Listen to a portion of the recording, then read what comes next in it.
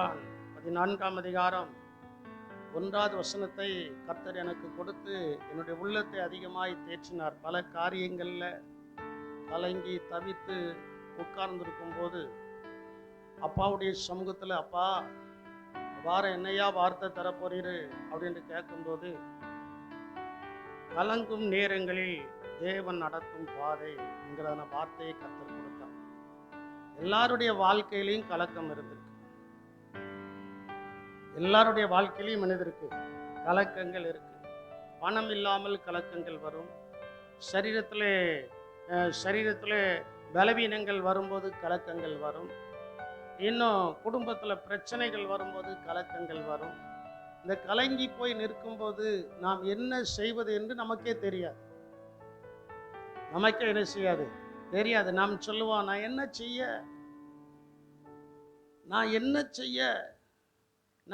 செய்யன்னு கேட்டால் ஆண்டவர் சொல்றார், நீ ஒன்றும் செய்ய வேண்டாம், நீ சும்மா இரு, உனக்காக நான் ஒரு காரியத்தை செய்ய போறேன். அல்லேலூயா.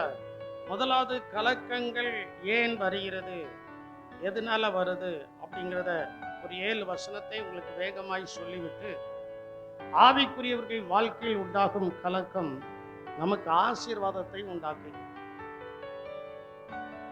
அப்போ யோவான் 14ஆம் அதிகாரம் 1வது வசனத்தை நீங்கள் வாசிக்கும் போது, உங்கள் இருதயம் கலங்காதிருப்பதாக தேவனிடத்தில் விசுவாசமாய் இருங்கள், என்னிடத்திலும் விசுவாசமாய் இருங்கள். அப்போ பாருங்க, ஆண்டவர் சொல்கிறதான ஒரு வார்த்தை, உங்கள் இருதயம் கலங்காதிருப்பதாக. யாரும் கீழே பார்க்க வேண்டாம, மேலே பார்த்தாலே உங்களுக்கு வசனம் வரும். உங்கள் இருதயம் என்ன செய்யாமல் இருப்பதாக, கலங்காமல் இருப்பதாக.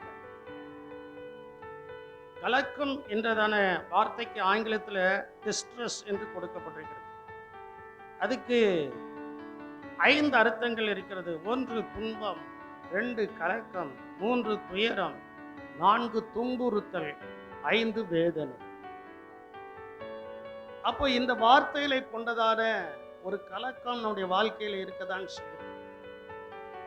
பைப்பிலே தண்ணி வருகிறது என்றால் கலங்கி வருகிற தண்ணீரை நாம் என்ன செய்ய மாட்டோம், குடிக்க மாட்டோம். கலங்கி வருகிற நீரை நாம் அருந்துவதற்கு பயப்படுவோம். அதே போல நம்முடைய வாழ்க்கையில் கலக்கங்கள் வரும்போது நமக்குள்ள ஒரு பயம் தானாய் வருகிறது. நம்முடைய வாழ்க்கையில பயம் தானாய் என்ன செய்கிறது, வருகிறது. அதனால் என் அன்பு தேவனுடைய ஜனமே, சில நேரங்களில் கலக்கங்கள் வரும்போது நம்முடைய நல்ல பெயரை கெடுக்கும். கலக்கம் நற்பெயர்களை என்ன செய்யும், கெடுக்கும். ஆதியாகமம் 34ஆம் அதிகாரம் 30வது வசனத்துல யாக்கோபு அதை சொல்கிறார்.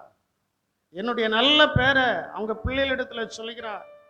என்னுடைய நற்பெயருக்கு நீங்கள் கலகம் என்ன செய்து விட்டீர்கள், வருவித்து விட்டீர்களே என்று சொல்லப்பட்டிருக்கிறது. சொல்லப்பட்டிருக்கிறது. அப்போ கலக்கங்கள் எதினால் வருகிறது என்றால், 1, பொல்லாத ஆவி சவுலை கலங்க பண்ணிக்கிட்டே இருந்துச்சு. நம்மகிட்ட நல்ல ஆவி இருக்கும்னா நமக்கு கலக்கம் வராது. 1 சாமுவேல் 16ஆம் அதிகாரம் 14வது வசனத்துல சொல்லப்பட்டிருக்கிறது. சவுலிடத்துல ஒரு பொல்லாத ஆவி இருந்துச்சு.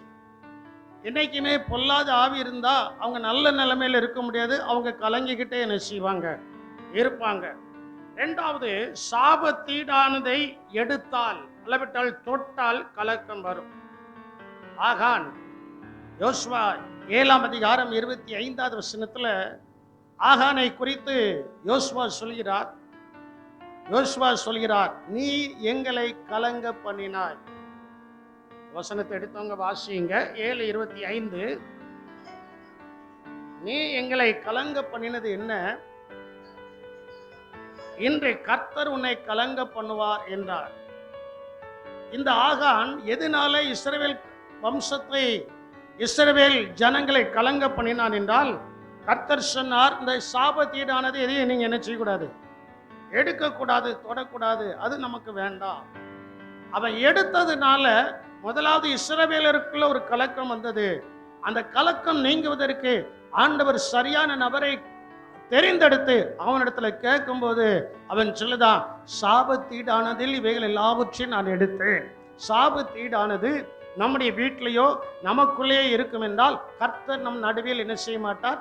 இருக்க மாட்டார்.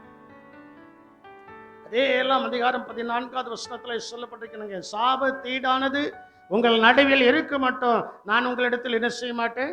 இருக்க மாட்டேன். 3வது, கர்த்தரை சேவியாமல் பிற தெய்வங்களை சேவித்தால் கலக்கம் வரும். ஆண்டவரை சேவியாமல் பிற தெய்வங்களை சேவித்தால் 1 ராஜாக்கள் 18ஆம் அதிகாரம் 18வது வசனத்திலே சொல்லப்பட்டிருக்கிறது. ஆகாப் அங்கே இருக்கிறான். அந்த 18ஆம் அதிகாரத்திலே ஆகாப் எலியாவை கண்டவுடனே அவன் சொல்கிறான், என்னை கலங்க பண்ணுகிறாயா? இல்லப்பா, நான் உன்னை கலங்க பண்ணல, நீதான் என்ன செய்கிறாய்? கலங்க பண்ணுகிறாய். அப்போ கலக்கம் எதனால வந்தது?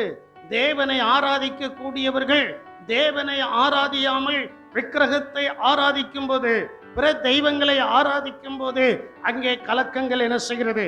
வருகிறது. 4வது, வரும் அழிவுகள் நம்மை கலங்க பண்ணுகிறது. ஆமான் யூதர்களை அழிக்க வேண்டும் என்று அவன் திட்டம் தீட்டுகிறான். எஸ்தர் 3ஆம் அதிகாரம் 15வது வசனத்தில் சொல்லப்பட்டிருக்கிறது, ஆமான் அங்கே திட்டம் தீட்டுகிறார். ஒரு ஜனங்கள் இருக்கிறார்கள், அவர்களை நான் அழிக்க வேண்டும் என்று, அவர்களை பாதுகாப்பதற்காக அந்த அரண்மனையிலே ஒரு ராணி இருக்கிறார் என்பது ஆமானுக்கு தெரியவில்லை. அழிவு வந்துச்சு. அந்த அழிவை குறித்ததான பயம் வந்துச்சு. அந்த பயத்தின் மத்தியிலே மொர்தெகாய்க்கு ஒரு நல்ல வெளிப்பாடு இருந்துச்சு. இந்த அழிவிலிருந்து நான் தப்ப வேண்டும் என்றால் என் தேவனை நான் இறுக பிடித்துக் கொள்ள வேண்டும். அல்லேலூயா. என் தேவனை நான் என்ன செய்யணும்? இறுக பிடித்துக் கொள்ள வேண்டும். சரி, 5வது, துன்பங்கள் துயரங்கள் நம்முடைய இருதயத்தை கலக்குகிறது. துன்பங்கள் துயரங்கள் நம்முடைய இருதயத்தை என்ன செய்கிறது? கலக்குகிறது. யோபு 4ஆம் அதிகாரம் 5வது வசனத்திலே சொல்லப்பட்டிருக்கிறது. யோபு சொல்றாரு, யோபுனுடைய வாழ்க்கையில வந்ததான துன்பத்தை பாருங்க. யோபினுடைய வாழ்க்கையில் வந்ததான துன்பத்தை பாருங்க. அந்த துன்பம் வந்த உடனே அவனுடைய இருதயம் கலங்க ஆரம்பிக்கிறது. வாசிமம், இப்பொழுதோ துன்பம் உமக்கு நேரிட்டபடியினால் ஆயாசப்படுகிறீர், அது உம்மை தொட்டதினால் கலங்குகிறீர். பாருங்க, நன்றாய் நீங்கள் கலக்கம் பார்க்க வேண்டும். துன்பம் நம்மை தொட்டதுனால, துன்பம் தூரத்தில் நிற்கிறது வரைக்கும், நம்மை தொடாமல் இருக்கிறது வரைக்கும் நமக்கு என்னதில்லை? கலக்கங்கள் இல்லை. ஆனால் தொட்டால் நமக்கு என்னது இருக்கிறது? கலக்கம் இருக்கிறது. 5வது, சில நினைவுகள் நம்முடைய முகத்தை வேறுபடுத்தி நம்மை கலங்க பண்ணுகிறது. நினைவுகள். தானியேல் 5ஆம் அதிகாரம் 10வது வசனத்திலே நாம் பார்க்கும்போது அங்க ராஜா இருக்கிறான். பெல்தாஷாரா இருக்கிறதான ஒரு ராஜா இருக்கிறான். அவன் உட்கார்ந்து தேவையில்லாத நபர்களோடு கூட போஜனம் பண்ணி கொண்டு இருக்கும்போது ஒரு கையுறுப்பு அங்கே போய் எழுதுகிறது. கையுறுப்பு எழுதின உடனே ராஜாவுடைய முகம் என்ன செய்கிறது? கலங்குகிறது. அவனுடைய துணைவியார், அவனுடைய மனைவி வந்து கேட்கிறப்பல, உன்னுடைய நினைவுகள் உம்மை கலங்க பண்ணும். வாசியுங்கள் 5ஆம் அதிகாரம் 10வது வசனம். அப்பொழுது ராஜாதி ராஜாவே, நீர் என்றும் வாழ்க. பாருங்க, உம்முடைய நினைவுகள் வேற யாருடைய நினைவுகளும் அல்ல. சில நேரங்கள்ல நமக்குள்ள வருகிற நினைவுகள் நம்ம என்ன செய்கிறது? சொல்ல மாட்டீங்க. என்னடா பாஸ்ட் இன்னைக்கு கொஞ்சம் வித்தியாசம் எடுத்துருக்காரு நீங்க நினைக்கலாம். நீங்க இப்படி கலங்கி போய் இருக்கீங்களா? கர்த்தர் உங்களுக்கு ஒரு விடுதலையை கொடுக்க போறார். கலக்கத்திலிருந்து ஒரு விடுதலை. இல்லையா? வாசிமா மறுபடியும், உம்முடைய நினைவுகள் உம்மை கலங்க பண்ணமும், உம்முடைய முகம். பாருங்க, கலக்கம் வந்ததுனால முகம் என்ன செய்கிறது? சொல்ல மாட்டேங்களே, முகம் என்ன செய்கிறது? வேறுபடுது. நமக்கு வேறுபட்டிருக்கா படலையா? அனுபவத்துக்குள்ள வாங்க. சில நேரங்களில் கலக்கங்கள் நமக்கு வரும்போது என்னுடைய முகம் என்ன செய்கிறது? வேறுபடுகிறது, வேறுபடதான் செய்கிறது. ஆனால் அவைகளிலிருந்து ஒரு விடுதலை கொடுப்பதற்காக தான் தேவனாகிய கர்த்தர் தானியேலை அங்கே அனுப்பி அதனுடைய விளக்கத்தை என்ன செய்கிறார்? கொடுக்கிறார். அதே போல நம்முடைய வாழ்க்கையில் வருகிற எல்லா கலக்கங்களுக்கும் ஒரு விடுதலை இருக்கு. ஒரு விடுதலை என்ன செய்கிறது? இருக்கு. அந்த விடுதலை நமக்குள்ள வரணும்னா பின்னால சில வார்த்தைகளை நான் உங்களுக்கு கொடுக்க போகிறேன். உம்முடைய நினைவுகள் உம்மை கலங்க பண்ணி உம்முடைய முகத்தை என்ன செய்கிறது? வேறுபடுத்துகிறது. கடைசியாக எபிரேயர் 12ஆம் அதிகாரம் 15வது வசனத்தில் சொல்லப்பட்டிருக்கிறது, நமக்குள்ளே எழும்புகிறதான கசப்பான வேர்கள். என்ன வேர்கள்? கசப்பான வேர்கள் நம்மை என்ன செய்கிறது? கலங்கப்படுத்துகிறது மட்டுமல்ல, நம்மையும் தீட்டுப்படுத்தும், நம்முடைய குடும்பத்தையும் தீட்டுப்படுத்தும், நம்முடைய சபையும் தீட்டுப்படுத்தும், நமக்கு உண்டான எல்லாவற்றையும் அது என்ன செய்கிறது? தீட்டுப்படுத்துகிறது என்று சொல்லப்பட்டிருக்கிறது. வாசியுமா, ஒருவனும் தேவனுடைய கிருபையை இழந்து போகாத படிக்கும் யாதொரு கசப்பான வேரும் முளைத்தெலும்பி கலக்கம் உண்டாகிறதினால் அநேகர் தீட்டுப்படாத. கலக்கம் எதை உண்டு பண்ணுகிறது? தீட்டுப்படுத்துகிறது, குடும்பத்தை அசிங்கப்படுத்துகிறது, எல்லாவற்றையும் என்ன செய்கிறது? சபையை அசிங்கப்படுத்துகிறது, நம்முடைய தரத்தை அசிங்கப்படுத்துகிறது, நம்முடைய வாழ்நாளை அசிங்கப்படுத்துகிறது. ஐயனால கலக்க நமக்கு வேண்டாம். அதனால்தான் யோவான் 14ஆம் அதிகாரம் 1வது வசனத்துல தேவன் அழகாய் சொல்கிறார், உங்கள் இருதயம், உங்க இருதயத்துல கை வச்சுட்டு உங்க இருதயத்தை பார்த்து இப்படி லேச குனிஞ்சு உங்க இருதயத்தை பார்த்து சொல்லுங்க, என் இருதயமே, நான் சொல்லுத மாதிரி சொல்லுங்க, என் இருதயமே ஏன் கலங்குகிறாய்? நீ கலங்காத, தேவன் என்னோடு கூட இருக்கிறார், இயேசு என்னோடு கூட இருக்கிறார், இந்த இருதயத்தில் இயேசு இருக்கிறார், என் இருதயத்தில் இயேசு இருக்கிறார், நான் இனி கலங்க மாட்டேன் என்று சொல்கிறவர்கள் தலைக்கு மேலாக கரங்களை கொட்டி கர்த்தரை மகிமைப்படுத்துங்கள், கர்த்தரை மகிமைப்படுத்துங்கள். கலங்க வேண்டிய அவசியமே இல்லை. கலக்கங்கள் ஏன் வருகிறது என்று 7 வசனங்களை உங்களுக்கு முன்பு வைத்து, இப்பொழுது ஆவிக்குரியவருடைய வாழ்க்கையில உண்டாக்கும் கலக்கம் நமக்கு ஆசீர்வாதத்தை உண்டாக்குகிறது. நமக்கு ஒரு கலக்கம் வந்துச்சுன்னா அதுல என்னது இருக்கு? சொல்ல மாட்டீங்களா? அதுல என்னது இருக்கு? ஆசீர்வாதம் இருக்கு நம்முடைய வாழ்க்கையில. அங்க நூற்றுக்கணக்கானவர்கள் படுத்து கிடக்கிறார்கள்.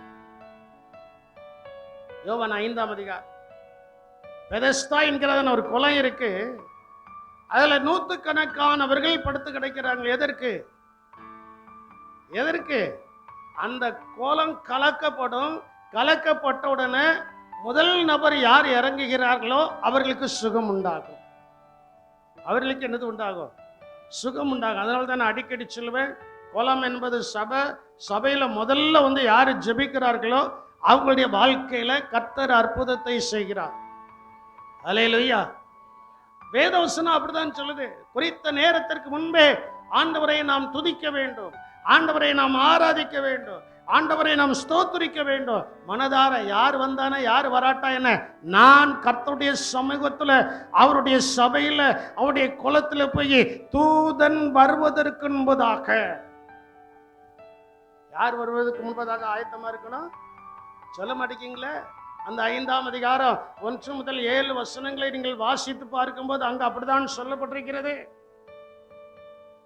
3ஆம் வசனத்தையும் 4வது வசனத்தையும் நாம் வாசிப்போம். அங்கே சொல்லப்பட்டிருக்கிறது, அவைகளிலே குருடர், ஆவிக்குரிய குருடர்கள் இருக்கிறாங்க, வசனத்தை பார்க்காத குருடர்கள் இருக்கிறாங்க, ஆவிக்குரிய ஜீவியத்தில் எழும்பாத சப்பானிகள் இருக்கிறாங்க. ஆவிக்குரிய ஜீவியத்தில் பார்த்தீங்களா, நான் எத்தனையோ திருப்பி சொன்னேன், 20 வயசுலேருந்து 40 வயசு வரைக்கும் உள்ளதான பிள்ளைகள் எந்திங்கன்னா சப்பானியா உட்கார்ந்துக்கிட்டே இருக்காங்க. கொஞ்சம் சிந்திச்சு பாருங்க. நான் வசனத்துல தான் நிற்கிறேன்.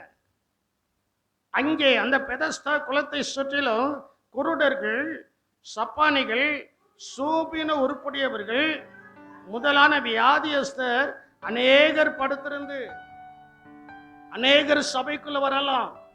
ஆனால் நீங்கள் ஆவிக்குரியவர்களாய் இருந்தால், தேவதூதன் வருவதற்கு முன்பதாக நீங்கள் வந்து கர்த்தரை ஸ்தோத்தரிக்கும் போது நடக்கிறது என்ன? தேவதூதனாகிய இயேசு எப்பொழுது வருவார் என்று தெரியாது. அவர் வந்து ஒரு ஒரு அசைவு கொடுக்கும்போது நம்முடைய கலக்கங்கள், மாம்சிக கலக்கங்கள் நீங்கும். அந்த அசைவினால் ஒரு ஆவிக்குரிய ஆசீர்வாதம் உண்டாகும். அல்லேலூயா. ஆவிக்குரிய ஆசீர்வாதம் என்ன செய்யும்? உண்டாகும். அதனால தான் அடிக்கடி நான் சபையில தனியா உட்கார்ந்துருக்கிறேன். உட்கார்ந்து வேத வசனத்தை தியானிக்கிற, வேத வசனத்தை வாசிக்கிற, வேத வசனத்தை தியானிக்கிறேன், வாசிக்கிறேன், அவைகளை யோசிக்கிறேன், அவைகளை சிந்திக்கிறபடியினால, அவைகளை தியானம் பண்ணுகிறபடியினால வாரம் வாரம் ஏதோ ஒரு புது புது உணவை பாருங்க. சில வீட்டில் ஒரே சாம்பாரா இருக்கும், ஒரே புளி குழம்பா இருக்கும். அந்த வீட்டில் ரசம் வச்சாச்சுன்னா அவங்களே சொல்லிடுவாங்க, இன்னைக்கு விஷம் பான், இன்னைக்கு என்னது சொல்ல மாட்டேங்கிங்களே. அதே போல நான் ஒரே பிரசங்கத்தை பண்ணிட்டு இருக்கேன்னு வைங்களா, நீங்களே எடை போட்டுருவீங்க, நாளைக்கு பாஸ்டர் இதைத்தான் பேச போறாருன்ட்டு. இன்னைக்கு யாராவது எடை போட்டு வந்தீங்களா என்னங்கிறதே தெரியாது.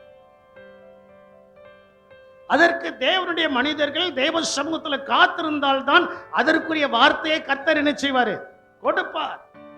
பாருங்க, அந்த குளத்தை சுற்றிலும் யாரெல்லாம் இருக்கிறார்? குருடர்கள், சப்பானிகள், சூம்பின உருப்புடையவர்கள், முதலான வியாதிக்காரர்கள் அங்கே அநேகர் படுத்திருந்து தண்ணீர் எப்பொழுது கலங்கும் என்று காத்து கொண்டு இருப்பார்கள். இப்ப பாருங்க, சபைக்குள்ள வந்தாச்சுன்னா இயேசு என்னை எப்பொழுது ஆசீர்வதிப்பார் என்று ஒரு காத்திருக்கிறதான இருதயம் இருந்தால் உங்க கலக்கம் நீங்கும்.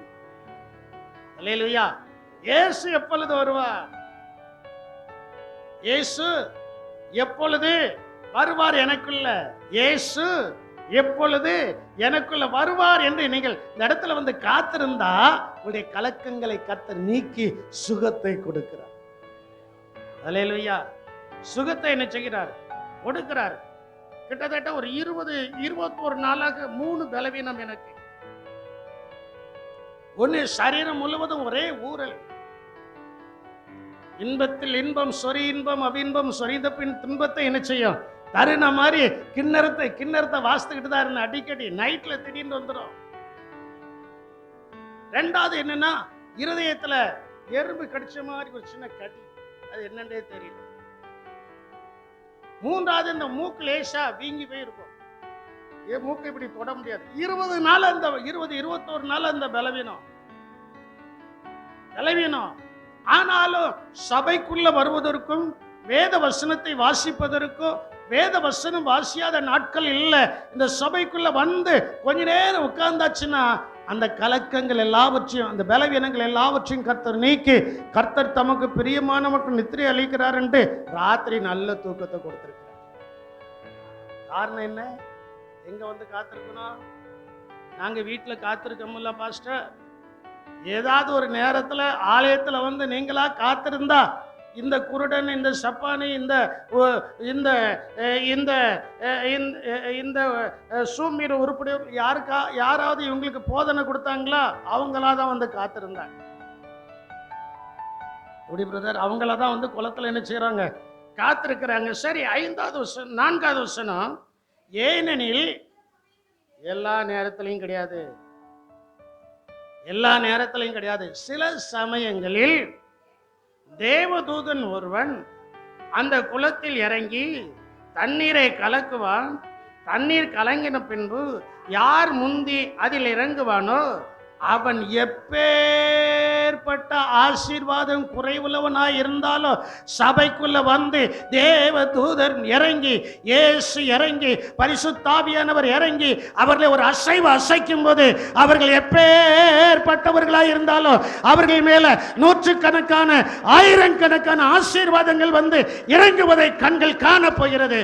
விசுவாசிக்கிறவர்கள் நல்ல கரங்களை கொட்டி அந்த தேவதூதன் என்னை நோக்கி வரும்படியாக, ரட்சகர் என்னை நோக்கி வரும்படியாக,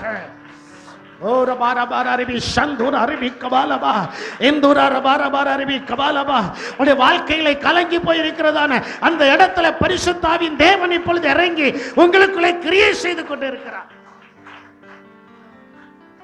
அல்லேலூயா. அவன் எப்பேற்பட்டவனாயிருந்தாலும் சரி, சபைக்குள் வந்ததான எப்பேற்பட்ட சாபம் வாழ்க்கையில் இருந்தாலும் சரி, எப்பேற்பட்ட சபிக்கப்பட்ட ஈன கிரியைகள் உங்களுடைய வாழ்க்கையில் இருந்தாலும் சரி, அவைகள் எல்லாம் இயேசுவின் நாமத்தினால இப்பொழுது பறந்து போக போகிறது. அவர்களுக்கு கர்த்தர் ஆசீர்வாதத்தின் மேல் ஆசீர்வாதத்தை கொடுக்கும்படியாக இந்த குலமாகிய சபையிலே பரிசுத்தாவின் தேவனை இறங்கி அவர் கிரியை செய்து கொண்டிருக்கிறார்.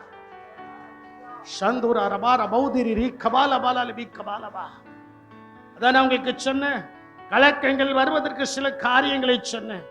ஆனால் ஆவிக்குரியவன் வாழ்க்கையிலே கலக்கங்கள் வரும்போது, அவன் கலங்கி போய் இருக்கும்போது அங்கே தேவ தூதன் தேவனாக வந்து இறங்குகிறார். அல்லேலூயா. கிதியோன் அங்கே இருக்கிறான், கலங்கி போய் இருக்கிறான். மீதியானியர் எல்லா விவசாயத்தையும் கொண்டு போறாங்க, கோதுமையை கொண்டு போறாங்க, எல்லாத்தையும் கொண்டு போறாங்க. அங்க ஒரு தேவதூதன் வார, அங்கே ஒரு தேவதூதன் என்ன செய்ய வந்து அவன்கிட்ட பேசிட்டான். அங்க இதெல்லாம் கேள்விப்பட்டிருக்கோம் ஆண்டவரே, ஆனா அந்த அற்புதம் நடக்கலையே. அந்த அற்புதத்தை நடத்தும்படி உன்னை நான் தெரிந்து கொள்ளும்படி வந்தேன். அல்லேலூயா. அதே போல சாபமான சபிக்கப்பட்ட எல்லா காரியத்திலிருந்து விடுதலையாக்கப்படுகிற நீங்கள் மட்டும் விடுதலையாக்கப்படுவதில்லை, உங்கள் நிமித்தமாய் இன்னும் அநேகர் விடுதலையாக்கி அந்த கிதியோனை கொண்டு கர்த்தர் ஒரு ஜெயத்தை கொடுத்தது போல இன்று தேவனாகிய கர்த்தர் இந்த சபையில் இருக்கிற அநேகருடைய வாழ்க்கையில் அற்புத அடையாளங்களை செய்து உங்களை கொண்டு அநேக அற்புத அடையாளங்களை கர்த்தர் செய்ய போகிறார். விசுவாசிக்கிறவர்கள் தலைக்கு மேலாக கரங்களை கொட்டி கர்த்தரை ஸ்தோத்திரியுங்கள். பாபா பாலபி சக்கனர பார பௌந்தரபி கமால பாலபி கமாலபா. ஆமென் ஆமென் ஆமென் ஆமென். அப்ப அங்கே சொல்லப்பட்டிருக்கிறது, அவர் எப்பேற்பட்ட வியாதியஸ்தனாய் இருந்தாலும் என்ன செய்வான், உங்களுடைய வாழ்க்கையில எதனால கலக்கம் வந்துச்சோ அந்த கலக்கங்கள் நீங்கும்படியாக சபைக்குள்ள வந்திருக்கிறபடியினால் கர்த்தருடைய பரிசுத்த ஆவியானவர் இறங்கி உங்களுக்குள்ளே கிரியை செய்து கொண்டிருக்கிறார். பரிசுத்த ஆவியின் தேவன் உங்களுக்குள்ளே இறங்கி என்ன செய்கிறார், கிரியை செய்து கொண்டிருக்கிறார். இரண்டாவது, ராஜாவுக்கு வந்த கலக்கம் யோசேப்புக்கு உயர்வை கொடுத்தது. ராஜாவுக்கு வந்த கலக்கம் யாருக்கு உயர்வை கொடுத்தது? நம்முடையவர்களுக்கு சில கலக்கங்கள் வரும். நம்மை காட்டிலும் பணக்காரர்களுக்கு, நம்மை காட்டிலும் உயர்ந்தவர்களுக்கு கலக்கங்கள் வரும். அந்த கலக்கங்களுக்கு பதில் சொல்ல யாரும் இருக்க மாட்டாங்க. நீங்களும் நானும் தான் போய் பதில் சொல்ல போகிறோம். அதனால கர்த்தர் நமக்கு ஒரு உயர்வை கொடுக்க போறார். அல்லேலூயா. ஆதியாகமத்தின் புஸ்தகம் 41ஆம் அதிகாரம் 8ஆம் 9ஆம் வசனத்தை நீங்கள் வாசிக்கும் போது அங்கே சொல்லப்பட்டிருக்கிறது, காலமே பார்வோனுடைய மனம் கலங்கி கொண்டிருந்தது. அப்பொழுது அவன், அமிர்த செல்வே, இனி எந்த காலத்திலையும் அவன் மனம் கலங்க கூடாது. சொல்ல மாட்டேன். ஆமா, அவ வாஸ்த வசனத்தை வச்சு அவளுக்கு ஒரு ஆறுதலான வார்த்தை. காலமே உன் மனம் கலங்க வேண்டாம், உன் கூட உன்னை எத்தனை பேர் கலக்கினாலும் கலக்கப்படுகிற உன் மூலமாய் கர்த்தர் ஒரு உயர்வை பிறருக்கு கொடுக்க போறார். வசனம் அப்படிதான் இருக்கு.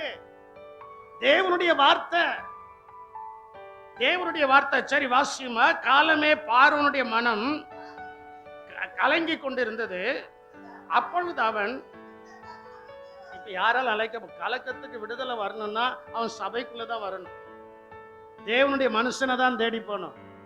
வேற யாரையும் தேடி போன என்னது கிடைக்காது, விடுதலை கிடைக்காது. அவன் யாரை கூப்பிடுதான்? சகல மந்திரவாதிகளையும், சகல மந்திரவாதிகளையும். அதுல டாக்டரேட் பண்ணிருப்பாங்கல்ல, அதுல உயர்வாய் படித்திருப்பாங்களா, அவங்க எல்லாத்தையும் கூட்டாச்சு. எகிப்தில் உள்ள சகல மந்திரவாதிகளையும், சகல சாஸ்திர, வானத்தை பார்த்து, பூமியை பார்த்து, சோவியை பார்த்து, அதை பார்த்து, இதை பார்த்து எல்லாம் சொல்லுதாங்கல்ல, இவங்களெல்லாம் கூப்பிட்டாச்சு. அவர்கள் சகல சாஸ்திரிகளையும் அழைப்பித்து அவர்களுக்கு தன் சொப்பனத்தை சொன்னான். ஒருவராலும் இந்த அர்த்தத்தை ஒருவனாலும் சொல்ல முடியாது. ஏன்னா ஆவிக்குரியவர்களாக நம்முடைய வாழ்க்கையில் ஒரு உயர்வு வருவதற்கு பணக்காரர்கள் மத்தியில, உயர்ந்தவர்கள் மத்தியில, ஆளுகை செய்கிறவர்கள் மத்தியில கர்த்தர் உங்களையும் என்னையும் எடுத்து பயன்படுத்த போகிறார். விசுவாசிக்கிறவர்கள் ஒரு ஆமென் சொல்லுங்க பாப்போம். அல்லேலூயா. கர்த்தர் உங்களை என்னை எடுத்து பயன்படுத்த போறார். பயன்படும் காலத்துல கர்த்தர் உங்களை என்னையும் கொண்டு வந்து வைத்திருக்கிறார். ஒருவனாலும் அப்படித்தானே இருக்கு. ஒருவராலும் அதன் அர்த்தத்தை பார்வோனுக்கு சொல்லக்கூடாமற் போயிடுச்சு. அப்படித்தானே இருக்கு. ஒருத்தனும் சொல்ல முடியாது. என்னடா ஏய் அவன்கிட்ட போயாச்சு, வெளியில் சொல்றாங்களே, அவன்கிட்ட போய் பாரு, இவன்கிட்ட போய் பாரு. ஒரு வியாதி வந்துட்டுனா அந்த டாக்டர், இந்த டாக்டர், அப்படி இப்படி போ எல்லாம் சொல்லி முடிச்சு கடைசியா தாண்ட இருந்ததெல்லாம் செலவழிஞ்சதுக்கு அப்புறம் ஒருத்தவங்க சொல்லுவாங்க, அந்த சபைக்கு போயா, அந்த சபையில ஒரு ஊழியக்காரன் இருக்கிறான், அவன் ஜெபம் பண்ணுவான், உனக்கு சுகம் உண்டாகும். அல்லேலூயா. சகல மந்திரவாதிகளையும் சகல சாஸ்திரிகளையும் அழைப்பித்து அவரிடத்தில் தன் சொப்பனத்தை சொன்னான். அவர்களில் ஒருவரால் அதன் அர்த்தத்தை சொல்லக்கூடாமற் போயிற்று. அப்பொழுது பான பாத்திரக்காரன் தலைவன் பார்வோனை நோக்கி, நான் செய்த குற்றம் என்ன குற்றங்க செஞ்சிட்டான்? அவன் என்ன குற்றம் செஞ்சான்? யோசேப்பை மறந்துட்டான். யாரை மறந்துட்டான்? இது மாதிரி ஊழியக்காரனை மறக்க கூடாது. ஊழியக்காரன் என்ன செய்யக்கூடாது? மறக்க கூடாது. அவன் மறந்துட்டான். 2 வருஷம் மறந்தான் என்று சொல்லப்பட்டிருக்கிறது. எத்தனை வருஷம் மறந்தானா? அதுக்கு முந்தின அதிகாரம் கடைசி வசனத்துல சொல்லப்பட்டிருக்கிறது. எத்தனை வருஷம் மறந்துட்டானா? 2 வருஷம். சிலருக்கு உயர்வு கிடைச்ச உடனே வெளியில போயிட்டோம், நல்ல வேலை போய் சேர்ந்தோம் அப்படின்னு நினைப்பாங்க. இல்லை, நான் உங்களுக்கு சொல்றேன், உங்களுடைய உயர்வு கர்த்தர் உங்களுக்கு கொடுத்த சபையில தான் இருக்கு. அல்லேலூயா. கர்த்தர் கொடுத்த இடத்துல தான் என்ன இருக்கு? உயர்வுக்கு. என்னைய 54 வருடங்களாக இந்த சபைக்குள்ள இருக்கக்கூடாதபடி எத்தனையோ கலக்கங்கள், எத்தனையோ கலக்கம் என்னை தேடி வந்தது, எனக்கு வந்தது.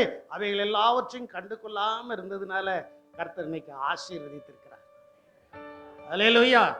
சரி, பார்வோனுடைய அந்த பானபாத்திரக்காரன் சொல்லுதான், இப்போ இந்த ஐயா எனக்கு ஞாபகம் வந்துச்சு, நானும் சீம்பாயும் அவனுடைய உம்மால சிறைச்சாலையில் போட்டிருக்கும் போது அங்க ஒரு சொப்பனக்காரன் இருந்தான். சொப்பனத்துக்கு அர்த்தம் சொல்லிக்கிறவன் என்ன செய்தான்? இருந்தான். அவனை கூப்பிடணும். அவனை என்ன செய்யணும்? அவன் எங்க பாருக்கான்? சிறைச்சாலையில் இருக்கிறான். யாரா இருக்கிறான்? கைதியா இருக்கிறான். அப்படியா? பார்வனும் கொஞ்சம் யோசித்திருப்பான். படிச்சவனை கூப்பிடுறது இல்லை. எப்படி நான் சொல்றது உங்களுக்கு புரியுதா? ஒரு நல்ல உயர் அதிகாரியை கூப்பிடுறது இல்லைக்கு. இப்ப யாரை கூப்பிடணும்? யாரை கூப்பிடணும்? சொல்ல மாட்டேங்கீங்களே. ஒரு சிறைவாசியை கூப்பிடணும். இது யாரால ஆகும்? கர்த்தரால் தான் என்ன செய்யும்? ஆகும், ஆகும். அப்ப அவனை கூப்பிட்டாச்சு. அவனுக்கு நல்ல சவரம் பண்ணி முகத்தெல்லாம், அது வரைக்கும் யோசேப்பு முகத்துக்கு சோப்பும் போட்டிருக்க மாட்டான், ஒன்றும் போட்டிருக்க மாட்டான். முகத்துல அங்கங்க தாடி வளர்ந்து பெருசா என்ன செய்யும் இருக்கு. அதனால தான் இல்லையே தாடி வளர்க்காங்கன்னா ஒருத்தனும் கேட்க மாட்டேக்கான். ஒருத்தனை என்ன செய்ய மாட்டேக்கான், கேட்க மாட்டேக்கான். ஒரு நாள் வரும், உன்னுடைய சிறைவாசகன் திரும்பும்படி கர்த்தர் பயன்படுத்துவார். அல்லேலூயா. அப்ப அங்க கூப்பிட்டு அவனுக்கு முகசவரம்லாம் பண்ணி நல்ல வேறு வஸ்திரம் உடுத்தி, அப்படி இருக்கு பைபிள்ல. இந்த 41 அதிகாரத்தை நீங்க வாசித்து பாருங்க. வேறு வஸ்திரத்தை உடுத்தி ஒரு ராஜாக்கு முன்னால கம்பீரமா கொண்டு வந்து நிப்பாட்டியாச்சு. நீங்களா இருந்தா, நானா இருந்தா, இன்னைக்கு ஒரு தீர்க்க தரிசனம் சொல்ல போறோம், இன்னைக்கு ஒரு வார்த்தையை சொல்ல போறோம். இதனால எனக்கு ஆயிரக்கணக்கான வருமானங்கள் என்ன செய்ய போகிறது? அந்த நினைவு தான் உங்க பிழைப்பை கெடுக்கு. அந்த நினைவு தான் உங்களுடைய பிழைப்பை என்ன செய்கிறது? அதெல்லாம் நினைக்கூடாது. கர்த்தர் என்னை இந்த இடத்துல கொண்டு வந்து வைத்திருக்கிறார். கர்த்தர் பேசுவார். கர்த்தர் பேசினதுக்கு அப்புறம் எனக்கு உயர்வு தானாய் வரும். யோசேப்புக்குள்ள இருந்ததான மனப்பக்குவம் அதுதான். யோசேப்புக்குள்ள இருந்ததான மனப்பக்குவம் அதுதான். 39, 40வது வசனத்தை நீங்க எடுத்துக்கிடுங்க. அர்த்தத்தை சொல்லியாச்சு. ஒருவேளை யோசேப்பு சொல்லியிருக்கலாம், கர்த்தர் இதை எனக்கு வெளிப்படுத்தினபடியினால் என்னை போல விவேகமும் ஞானமும் உள்ளவன் ஒருவனும் இல்லை, அதுக்கு நான் தான் பொருத்தமான ஆளு, என்னையே தான் நீங்க அதுல வைக்கணும்னு சொல்லியிருக்கலாம். ஆனா யோசேப்பு அப்படி சொல்லல. யோசேப்பு அப்படி என்ன செய்யல, சொல்லல. ஆனா பார்வோன் சொல்கிற 39வது வசனம், பின்பு பார்வோன் யோசேப்பை நோக்கி, தேவன் இவை எல்லாவற்றையும் உனக்கு வெளிப்படுத்தினபடியினால் உன்னை போல விவேகமும் ஞானமும் உள்ளவன் வேறொருவனும் இல்லை. உன்னை போல விவேகமும் ஞானமும் உள்ளவன் வேறொருவனும் இல்லை. நீ என் அரண்மனைக்கு. இப்ப பாருங்க, யாருக்கு கலக்கம் வந்துச்சு? யாருக்கு கலக்கம் வந்துச்சு? அந்த கலக்கத்தினால யாருக்கு உயர்வு வந்துச்சு? கொஞ்சம் யோசித்து பாருங்க, கொஞ்சம் சிந்திச்சு பாருங்க. கலக்கம் வந்தது ஒரு ஆளுக்கு, ஆனா உயர்வு வந்தது நம்மளை உயர்த்தும்படிக்கு இயேசு யாரையும் பயன்படுத்தலாம். அல்லேலூயா. என்னை உயர்த்தும்படிக்கு இயேசு யாரையும் பயன்படுத்தலாம். உங்களுக்கு முன்னால போய் நான் நிற்கலாம். அவர்களுக்கு முன்னால போய் நான் என்ன செய்யலாம்? நிற்கலாம். நாம் பயப்பட வேண்டிய அவசியம் இல்லை, கலங்க வேண்டிய அவசியம் இல்லை. இப்போ பார்வோனுடைய கலக்கத்திலிருந்து அவனை விடுதலையாக்க வேண்டும் என்றால் அதற்குரிய ஞானமும் அதற்குரிய விவேகமும் யோசேப்புக்கு தான் இருக்கு. அதே போல இந்த சபையில் இருக்கிற ஒவ்வொருவரையும் கர்த்தர் யோசேப்பாக தெரிந்தெடுத்திருக்கிறார். உங்களுக்கு ஆண்டவர் நல்ல ஞானத்தையும் நல்ல விவேகத்தையும் கொடுத்திருக்கிறார். எதற்கு கொடுத்திருக்கிறார் என்றால், பிரஜாதி மார்க்கத்தார் சகல ஜனங்களும் சொல்ல போகிறார்கள், உங்களை போல உன்னை போல வேறு ஒருவரும் இல்லை, நீங்கள் தான் எங்களுடைய தேசத்திற்கு, எங்களுடைய நாட்டிற்கு, எங்களுடைய குடும்பத்திற்கு அதிகாரியாக இருக்க வேண்டும். சந்தூரா ரபார பௌதர் ரிவி கபால பால ரிவி சந்தூரா ரிவி கபால ஓர் பார பால ரிவி சந்தூரா ரிவி கபால. ஆவியான தேவன் அசைவாடி கொண்டிருக்கிறார். உனக்கு ஒரு உயர்வு வரப்போகிறது. உனக்கு ஒரு உயர்வு என்ன செய்ய போகிறது? ஒருவேளை உன்னுடைய மனசு கலங்கி போய் நீ சொல்லலாம், எனக்கா எனக்கா? ஆண்டவர் சொல்றார், உனக்கு தான் மகனே, உனக்கு தான் மகளே, நீ பல இடங்களுக்கு அதிகாரியாய் மாறுவதற்கு கர்த்தர் உன்னை பயன்படுத்த போகிறார். ஒருவேளை நீ ஒரு சிறியவனாயிருக்கலாம், ஒரு அற்பமானவனாயிருக்கலாம், ஒருவேளை மற்றவர்களுடைய கண்களுக்கு முன்பு நீ ஒரு வேடிக்கைக்காரனாய் இருக்கலாம். ஆனால் கர்த்தர் உன்னை பயன்படுத்தும் போது அந்த பார்வோன் சொன்னது போல நீ நீ நீ என் அரண்மனைக்கு அதிகாரியாய் இருப்பார். உன் வாக்கின்படியே என் ஜனங்கள் என்ன செய்ய வேண்டும்? எல்லாரும் அடங்கி நடப்பார்கள். சிங்காசனத்தில் மட்டும்தான்.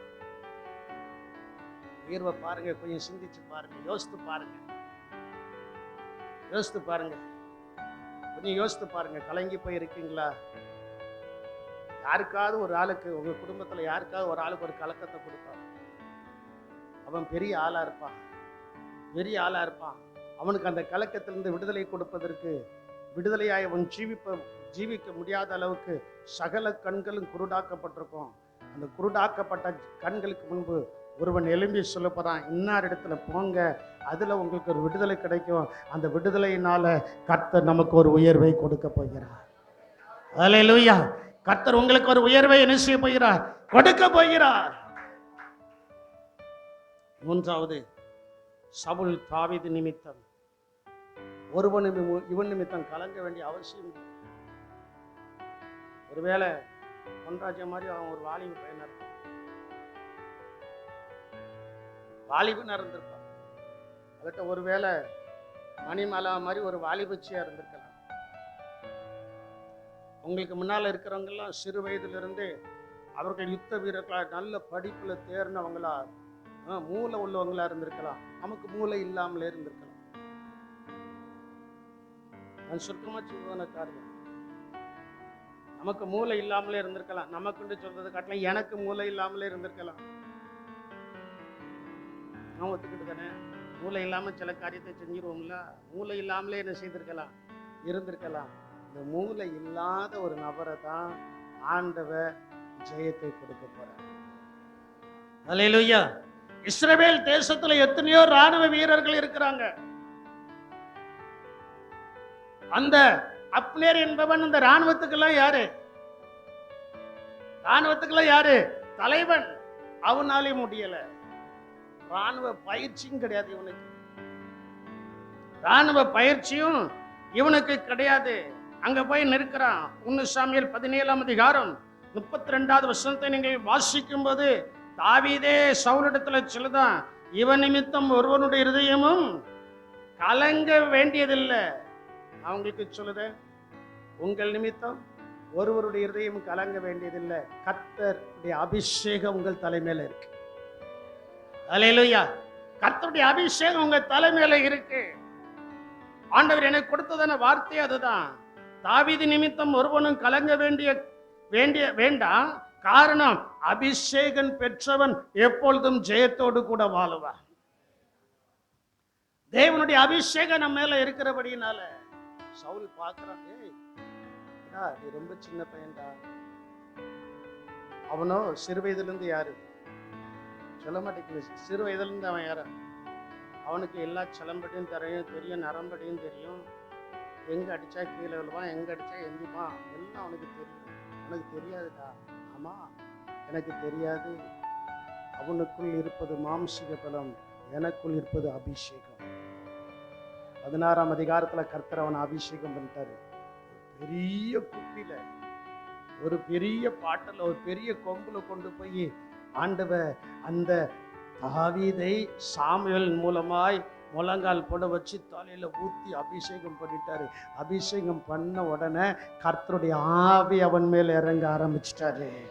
அதே போல இந்த சபையில் இருக்கிறதான உங்களுக்குள்ள ஒரு அபிஷேகம் வந்து இறங்குகிறது. அந்த அபிஷேகத்தினால கர்த்தருடைய ஆவியானவர் வந்து இறங்குகிறார்.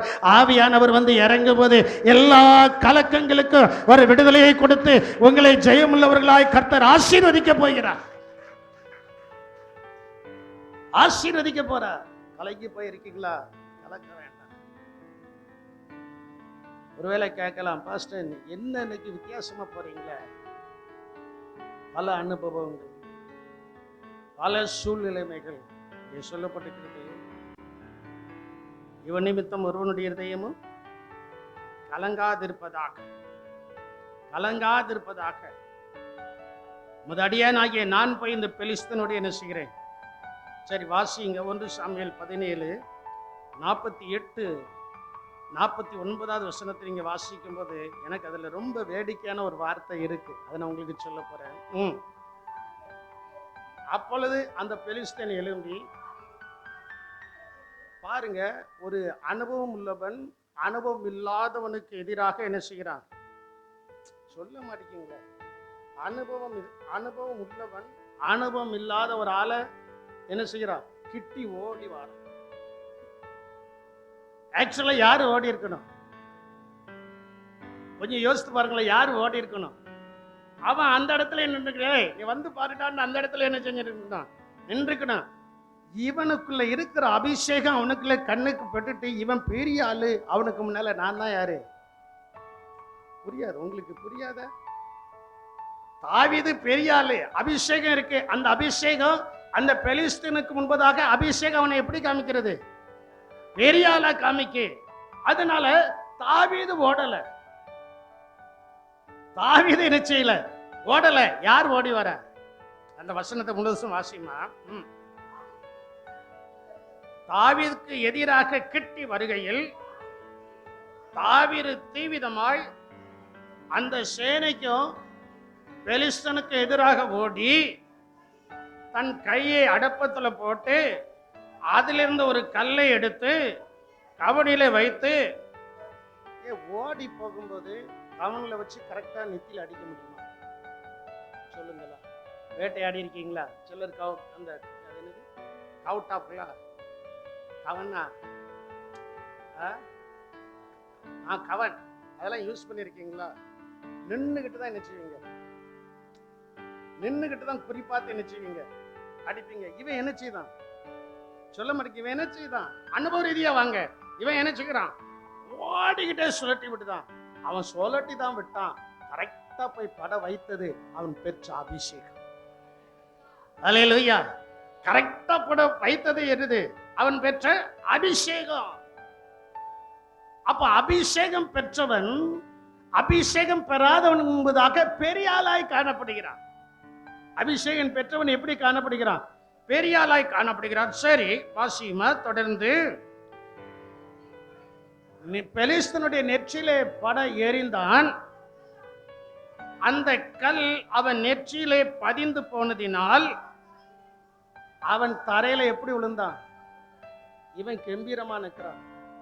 யாரால் கலக்கம் வந்ததோ, கலக்கத்தை கொடுத்ததான பெலிஸ்தியனாகிய கோலியாத் முகங்கொப்புற விழுந்து கிடக்கிறான். கலக்கத்தை சந்தித்து அதிலே அபிஷேகத்தினால் ஜெயம் பெற்றவன் எழுந்து நிமிர்ந்து நிற்கிறான். அல்லேலூயா. அங்க அதான் சொல்லப்பட்டிருக்கிறது. அவன் நெற்றியிலே பதிந்து போனதினால் அவன் தரங்குப்புறையில என்ன செய்தான்? முகங்குப்புற என்ன செய்தான்? விழுந்த. ஆண்டவர் இதில் எனக்கு கொடுத்ததான வார்த்தை, நம்மை கலக்குபவர்கள் முகங்குப்புற விழுவார்கள், நாம அவர்கள் மேல் ஜெயமாய் நிற்போம். அல்லேலூயா. கோலியாத்தை கலக்கிட்டு வந்தான். தாவீது கையில பட்டயம் இல்லை, தாவீது கையில ஒண்ணுமே இல்லை. கவன்கல்ல மட்டும் தூக்கி எறிஞ்சான், முகங்குப்புற கீழே விழுந்தான். அங்கே சொல்லப்பட்டிருக்கிறது, அவன் ஓடி போய் அவன் மேல ஏறி நின்று, அவன் மேல என்ன செய்து ஏறி நின்று அவன் பட்டயத்தால். என் அன்பு தேவனுடைய ஜனமே, உங்களுடைய கலக்குகிறவர்கள் மத்தியில கர்த்தர் உங்களுக்கு ஜெயத்தை கொடுக்க போறார். அவங்க சொன்னாங்க, இவங்க சொன்னாங்க, எதிலையும் கலக்க வேண்டாம். சாத்தான் பலர் மூலமாய் பல காரியங்களை சொல்லி உங்களை கலக்குவான். அவனுக்கு முன்பு நீங்கள் ஜெயம் எடுக்க வேண்டும் என்றால் நீங்கள் பெற்ற அபிஷேகம் உங்களுக்கு உதவி செய்யும். நீங்கள் பெற்ற அபிஷேகம் உங்களுக்கு எப்படி இருக்கும்? ரொம்ப உதவியாக இருக்கும். நான்காவது, சபையும் சபையாரும் என்ன செய்தியை கேட்டும் கலங்கக்கூடாது. நம்முடைய வருகைக்கு ஆயத்தமாக இருக்க வேண்டும். சபையும் சபையாரும் என்ன செய்தியை கேட்டு என்ன செய்யக்கூடாது? கலங்கக்கூடாது. மத்தேயு 24ஆம் அதிகாரம் 6வது வசனத்தில் சொல்லப்பட்டிருக்கிறது. மத்தேயு 24:6 அங்க இயேசு அவருடைய வருகைக்குரியதன் அடையாளங்களை சொல்லும் போது அங்கே ஒரு கலக்கத்தை அவர் சொல்றார். அங்கே ஒரு கலக்கத்தை சொல்றாரு. யுத்தங்களையும் செய்திகளையும் இப்ப நீங்க கேட்கீங்களா கேட்கலையா?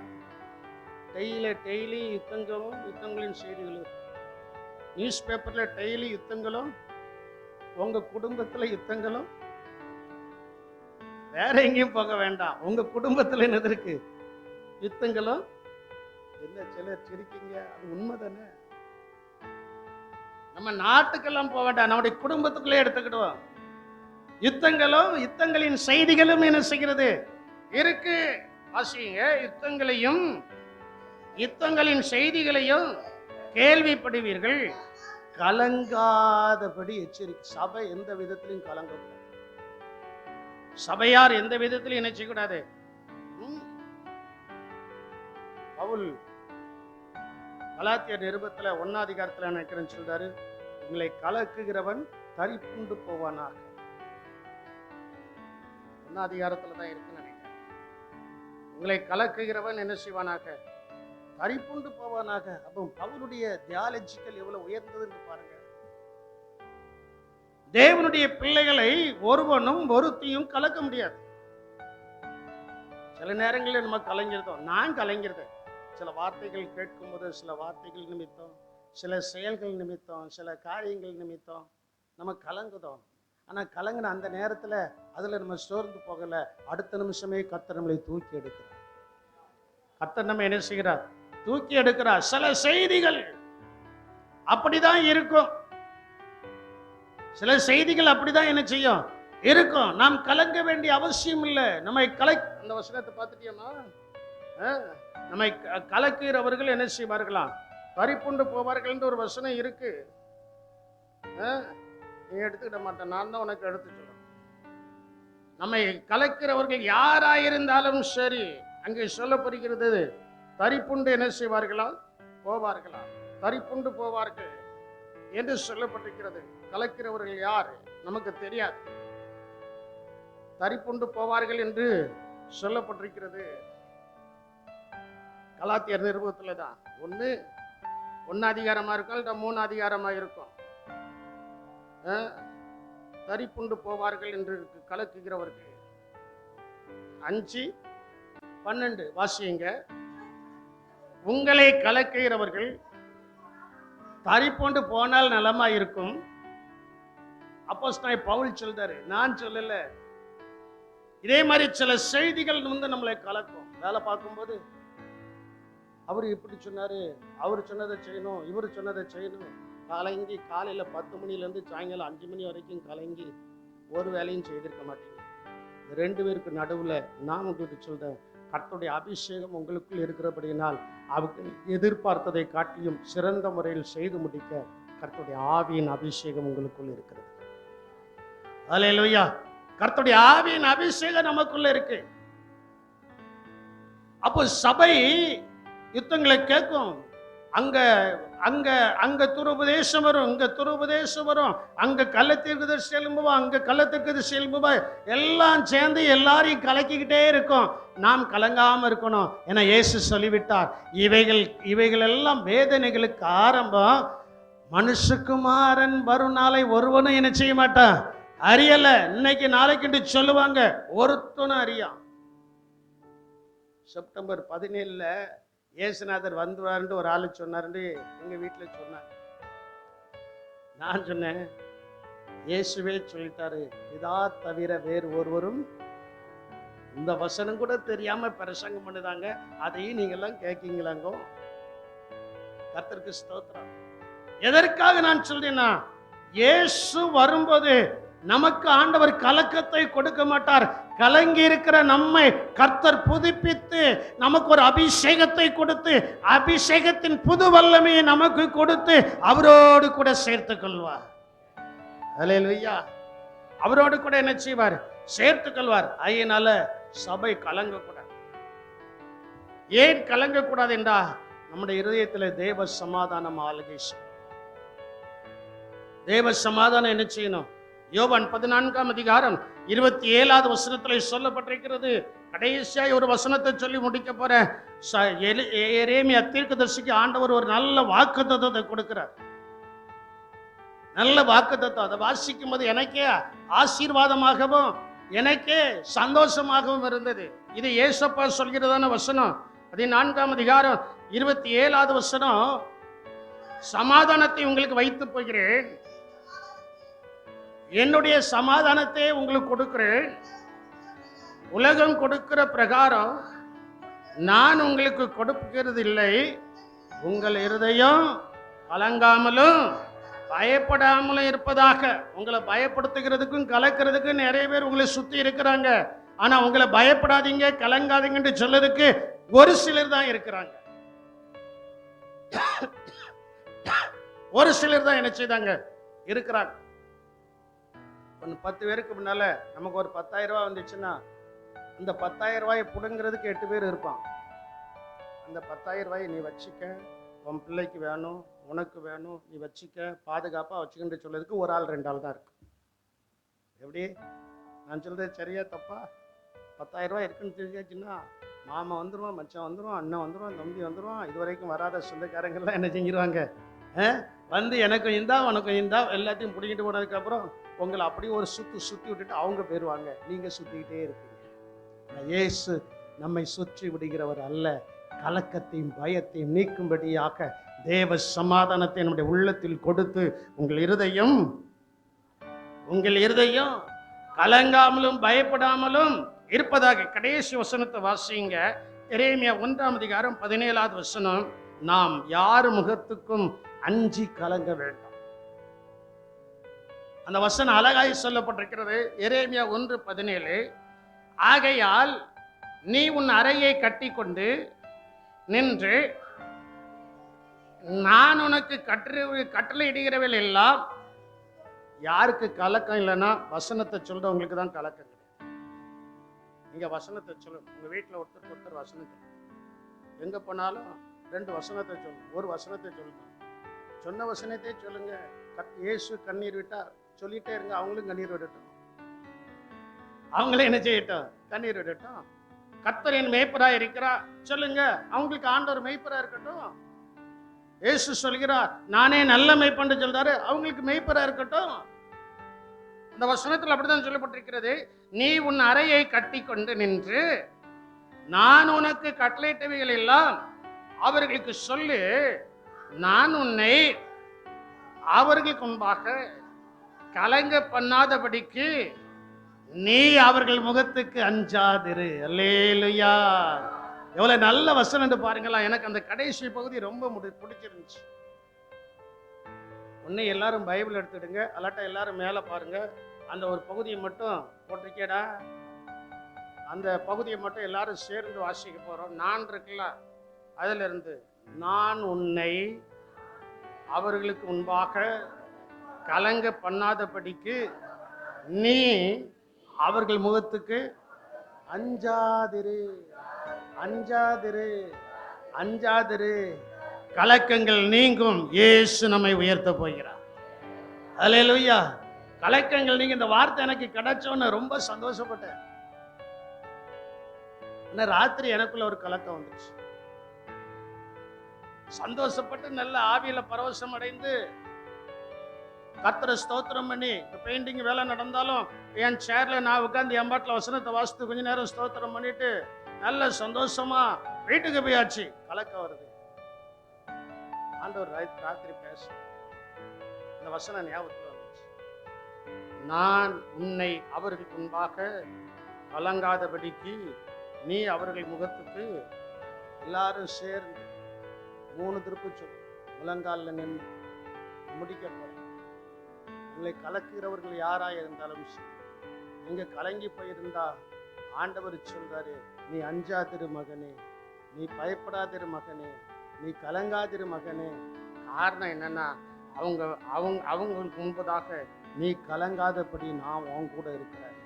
நான் உன் கூட இருந்து செய்யும் காரியம் அது பயங்கரமா இருக்கும். அது பயங்கரமா இருக்கும்.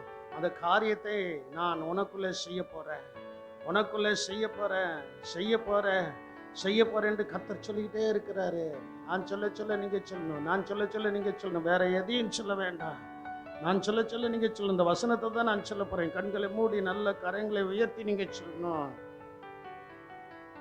இயேசு சொல்கிறதான வார்த்தை, நான் உன்னை அவர்கள் முன்பாக கலக்கம் பண்ணாதபடிக்கு நீ அவர்களுக்கு முகத்துக்கு அஞ்சாது. தேவன் என்னை ஜனங்களுக்கு முன்பாக கலங்க பண்ணாதபடிக்கு தேவன் என் முகத்திற்கு தைரியத்தை கொடுத்திருக்கிறார். நான் அஞ்சாதிருப்பேன், நான் பயப்படாதிருப்பேன். எந்த கலக்கமும் என்னை ஆளுகை செய்யாது. அந்த கலக்கங்களிலிருந்தெல்லாம் கர்த்தர் என்னை விடுதலை பண்ணினது மட்டுமல்ல, எனக்கு உயர்வை கொடுத்திருக்கிறார். கலங்க பன்னீர்கள் மத்தியில கர்த்தர் என்னை உயர்த்த போகிறார். கலங்க பன்னீர்கள் மத்தியில இயேசு என்னை உயர்த்த போகிறார். என்னை யார் கலக்கினாலும் நான் அஞ்சாதிருப்பேன். காரணம், இயேசு என்னை உயர்த்த போகிறார்.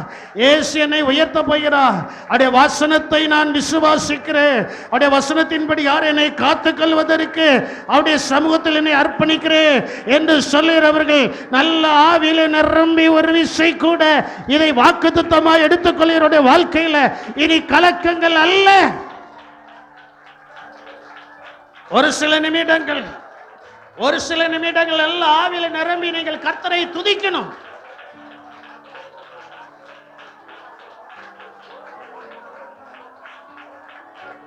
நான் உன்னை அவர்களுக்கு முன்பாக கலங்க பண்ணாதபடிக்கு நீ அவர்கள் முகத்திற்கு அஞ்சாதிரு. அது நேபுகாத்நேச்சரா இருக்கலாம், பார்வோனா இருக்கலாம், எந்த கொம்பனா இருக்கலாம், அவங்க முகத்துக்கு நீ பயப்படாத. காரணம், அவர்களுக்குள்ளே அபிஷேகம் இல்லை, உனக்குள்ளே என்னுடைய அபிஷேகம் இருக்கிறது. என்னுடைய அபிஷேகம் சகல நுகத்தையும் முறிக்கும். என்னுடைய அபிஷேகம் சகலத்திலையும் உனக்கு உயர்வை கொண்டு வரும். என்னுடைய அபிஷேகம் உன்னுடைய வியாதியை நீக்கும். என்னுடைய அபிஷேகம் சாபத்தை நீக்கும், ஆசீர்வாதத்தை கொண்டு வரும். இவ்விதமான வார்த்தைகளினால் கர்த்தர் என்னோட பேசினார் என்று சொல்லுகிறவர்கள் நல்ல கரங்களை கொட்டி ஆவியிலே நிரம்பி கர்த்தரை ஸ்தோத்திரியுங்கள். ஆமென், ஆமென், ஆமென், ஆமென், ஆமென், ஆமென், ஆமென், ஆமென், ஆமென். ஸ்தோத்திரம். எங்கள் கிருபையும் இரக்கம் நிறைந்த எங்கள் அன்பின் இரட்சகரே, மே துதிக்கிறோம், மே ஸ்தோத்திரிக்கிறோம் கர்த்தாவே. ஆண்டவரே, இந்த நாளிலும் கூட ஒருவேளை கலக்கங்கள் வருவது எதனால் என்பதை நாங்கள் பார்த்தோம். அப்படிப்பட்ட எந்த அசுத்த கிரியைகளும் எங்களுக்குள்ளே இராதபடிக்கு கர்த்தர் அவைகள் எல்லாவற்றையும் எங்களை விட்டு விரட்டி, எங்களுக்கு யோசேப்புக்கு கொடுத்தது போல ஒரு நல்ல ஞானத்தையும், ஆண்டவரே தாவீதுக்கு கொடுத்தது போல ஒரு நல்ல அபிஷேகத்தையும், ஆண்டவரே சபைக்கு நீர் கொடுத்தது போல ஒரு தைரியத்தையும், ஆண்டவரே மே துதிக்கிறோம். சகலரும் எங்களை சுற்றி இருக்கிறவர்கள் சூம்பின உருப்புடையவர்களா இருக்கலாம், அவர்கள் மத்தியில தேவ தூதன் அடிக்கடி எங்களிடத்தில் வந்து எங்களுடைய காரியத்தை பரலோகத்தில் இருக்கிற எங்களுடைய எஜமானாகிய இயேசுவினிடத்தில் சொல்லி நல்ல செய்திகளை எங்களுக்கு கொண்டு வந்து கலக்கங்கள் எல்லாவற்றிலிருந்து விடுதலை கொடுத்து விடுதலையும் அபிஷேகமும் ஞானமும் தைரியமும் பலனும் எங்களை ஆளுகை செய்தபடியினாலும் உமக்கு ஸ்தோத்திரம். உடைய கிருபை கூட இருக்கட்டும். இனி பிள்ளைகள், உடைய பிள்ளைகள், இந்த சபையில் இருக்கிறதான பிள்ளைகள் எந்த காரியத்திலையும் கலங்கக்கூடாது, எந்த காரியத்திலையும் பயப்படக்கூடாது, எந்த காரியத்திலையும் திகைக்கக்கூடாது. காரணம், நீர் கொடுக்கிற சமாதானம் தம்முடைய பிள்ளைகளை ஆளுகை செய்கிறது. நீர் தம்முடைய பிள்ளைகளோடு கூட இருக்கிறேன். நீர் தம்முடைய பிள்ளைகளோடு கூட இருக்கிறபடியினால் சுற்றிலும் இருக்கிறதான ஜனங்களுக்கு முன்பு அவர்களோ கர்த்தரால் அபிஷேகம் பெற்ற சந்ததி என்று அறிந்து ஆசீர்வதிக்கப்பட்ட சந்ததி என்று அறிந்து கொள்ள கர்த்தர் தம்முடைய பிள்ளைகளை அநேகத்தின் மேல் அதிகாரியாக்கும்படியாக கர்த்தர் உயர்த்த போகிறபடினால் உமக்கு ஸ்தோத்திரம். ஆசீர்வதியும், கிருபை கூட இருக்கட்டும், பலப்படுத்தும், காத்துக்கொள்ளும். இயேசுவின் நாமத்தில் ஜெபிக்கிறோம் எங்கள் ஜீவனுள்ள நல்ல தகப்பனே.